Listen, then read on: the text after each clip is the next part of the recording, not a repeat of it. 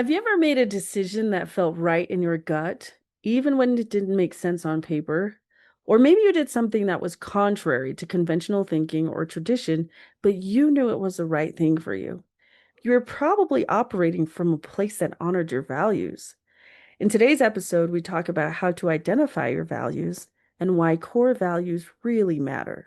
We'd like to share a review from Allison Fernstrom. She said, I was able to use some of these skills immediately. As a woman who entered the business world after 15 years of being a stay-at-home mom, I have noticed massive shifts in my communication style. The first two episodes on being direct gave me the confidence to bring some of my East Coast direct communication style back. I love that Elizabeth and Rosemay give clear and concise examples with actionable advice. Great listen. Thanks, Thanks. Allison. Thank you, Allison. Welcome to Communication Skills for Working Women. I'm Elizabeth. And I'm Rose May. Do you find yourself second guessing or avoiding conversations because you're worried about being misunderstood? You're not alone. On this show, we're sharing tangible tools for assertiveness, emotional resilience, and real life communication wins and fails. Let's sharpen our communication together.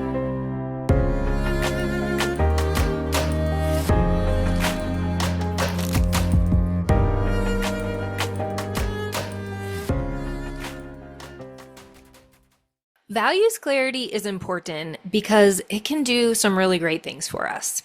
When we clarify our values, it can reduce decision fatigue, it can help you set boundaries, it can give meaning to your goals, and anchor you during life changes. And there are some misunderstandings about values that might be important to highlight as we continue. Sometimes we confuse values with goals, meaning like a goal or a value. You may say owning a home versus security. One's a goal, one's a value. Some of us inherit values from family or society without questioning them. It's important to acknowledge that core values aren't about being good. They are about being true to who you are.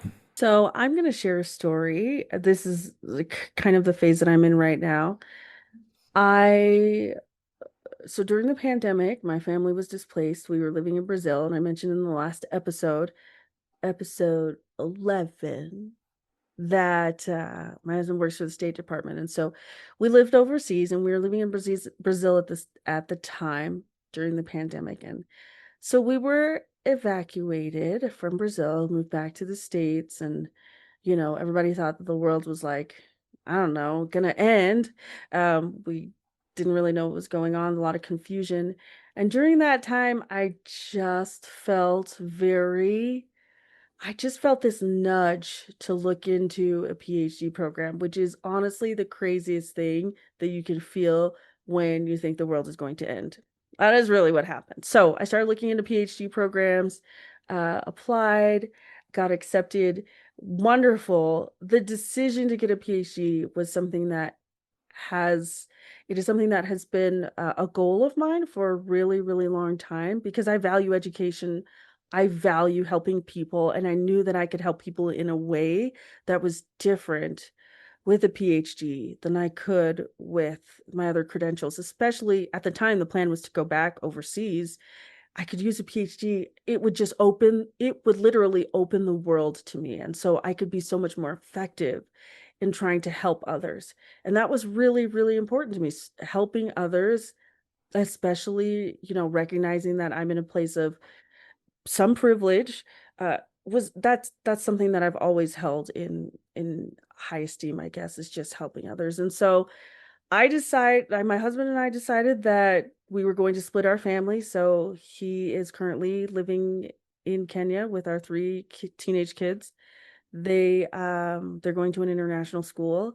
He is working at the embassy in Nairobi. We see each other a couple times a year through this while I'm going through this program, and it's been really, really rough. And talking about things that are a little unconventional, that is an unconventional lifestyle for many people. It's actually not an unconventional lifestyle for people who are in the military or the foreign service. It's very common. for families to be split in this way for temporary bits of time. But I got a lot of comments. A lot of people had some feedback for me when I got to Utah, and it was really, really hard to hear some of those things.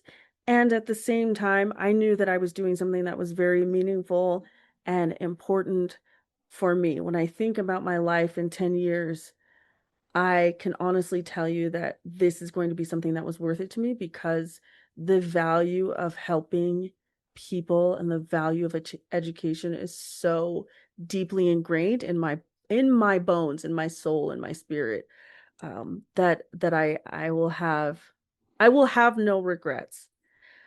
But it also is hard to hear, people's ideas of what's appropriate or what is acceptable or what should be traditional. It's been a journey. It has been a journey.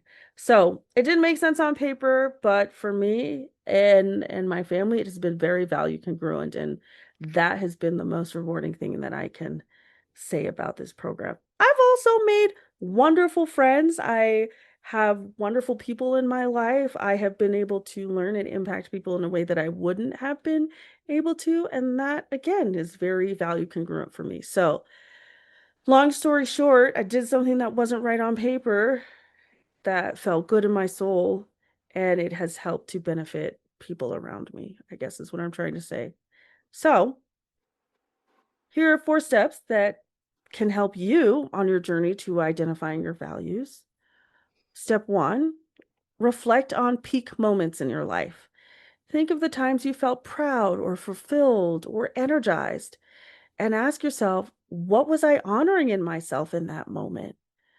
I can think of a really clear example of the most recent time I felt just elated, and it was being in a situation with my friends where we were performing, and that I love music. I love being around people who are part of my community. I love connecting with people. And so that value of connection, that value of music, all of those were just in the same place at the same time. And I felt very fulfilled and very energized. It was lovely. Yeah. So another thing that you can do is notice your emotional reactions. So this is a little bit different than what Rosemary was just talking about. Like Rosemary was talking about like these peak moments, these beautiful moments. This is more of sometimes something will happen in your life where you'll have a reaction. And it doesn't have to be a negative reaction. It could be a positive reaction or a negative reaction. And as you get curious about it, it can be very revealing as to what your values are. And so when I see people picking on someone else, being unkind, I can barely handle it. If I'm in public and I see, or kids in my neighborhood, I see them being mean to somebody else, it takes like everything in me to not go and intervene. I have to like tell myself they're children, they're Mm, figuring it out, like this is you're a better developmentally person than me. appropriate. Oh, Ooh. believe me, before, like if my children aren't with me, I Hmm. intervene, but if my children are with me, I don't for the Yeah. sake of my children. Yeah, that's fair.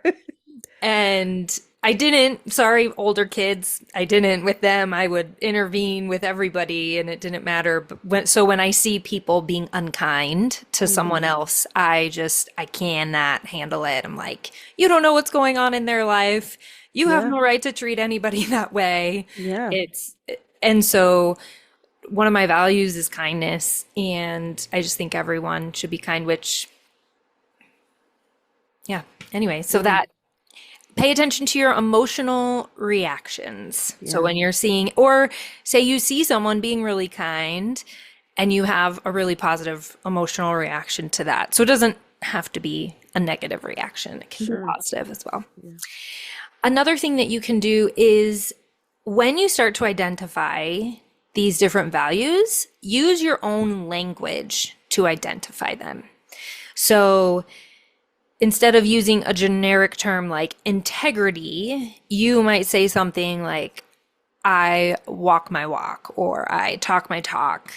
or I keep my promises. So make sure that these values are things that you could define yourself, as someone else may have a different definition of that word. So make them yours through your words. I have a really good friend, Kirsten, and she always says this, I gotta put my money where my mouth is. And I I I swear by that. I go by that every single day, every time I think about maybe doing something that might be a little bit difficult for me or saying something that might be difficult. I think I gotta put my money where my mouth is. Like if I value kindness, Mm. there are certain things that I got to do. If I say that I value connection, I got to put myself out there. I got to reach out to people. And so I love this idea of naming them in your own language. I think it really speaks to who you are and gives you a little bit more incentive and just a little more stake in being able to live congruently with your values. Also, don't be afraid of your values changing over time. Values change over time. When I was 17, the things that I valued at 17 are, or even the things that were at the top of my list, my values list at 17, are not at the top of my values list in my 40s. And I'm so happy that that's the case because that means that I've probably evolved in some ways. But some of the things that were maybe important to me at that time. Now there is some overlap and crossover. I do believe like the core of who I am hasn't changed very much, but the things in terms of prioritization, I definitely value safety and security maybe a little bit more. It's higher on my list than maybe adventure and fun was when I was 17 years old. And I still value adventure and fun in my own way, but maybe it doesn't look the same as it did when I was 17 years old. And so just recognizing that values change over time, and that is a symbol of adaptation and evolution, and it's great. Yeah. And don't be afraid of your values changing and the people you love and care for, their values Yes. changing as well. And Yes. this takes a lot of emotional maturity. This takes security and clarity and being grounded Hmm. in your values to really um, be able to embrace others when their values, because some people's values will drastically change Oh, for over their sure. lifetime. And that's developmentally appropriate. Absolutely. For all human beings. It's developmentally appropriate. So reflect on peak moments, notice your emotional reactions, name your values in your own language, and don't be afraid of your values changing. Try one of these methods today and share your list on our Instagram or share with a friend even. Sometimes it's helpful to verbalize and even feel like there might be some accountability when you're sharing with someone that you trust. We've also listed a few websites that provide a few activities to help you identify your values if you want to take this in a different direction or if you want to try this out in a different way. As you sort them out, remember that you can value many things at once, right? So some of these activities will have you narrow things down to 10. It doesn't mean that those 10 values are your only values. You can value many things, right? And so even though you've narrowed it down, it doesn't mean that others don't matter. Your core values are more than words on a list. They are the compass that keeps you aligned when life throws you curveballs. Take time this week to discover your values, and you'll be better equipped to make choices that feel right in your heart and steady in your soul. I know we're wrapping up, but I keep thinking about two women in my life who I don't know if I've ever seen two people more grounded in their values in all of their responses and every single thing that they do. I can Mm, see that it goes back to their values. They are mhm, so clear mhm. on their values. And we're actually going to dive into values more in the next couple of months.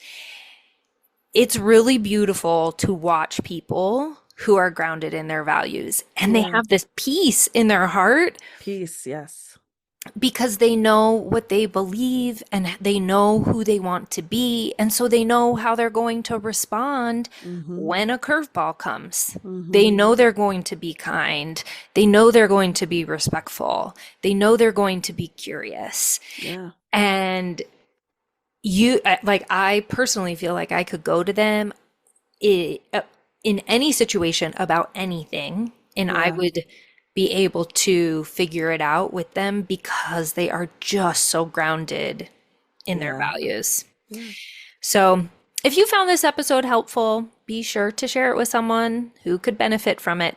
And don't forget to follow us so you never miss an episode. Your support means the world to us. Connect with us on Instagram at communicationskillsforwomen. Please follow us. We'd love to have you on Instagram. And or send us an email at communicationskillsforwomen@gmail.com. You can also check out our website for more personalized coaching at communicateconnectthrive.com. Remember to speak clearly and listen bravely.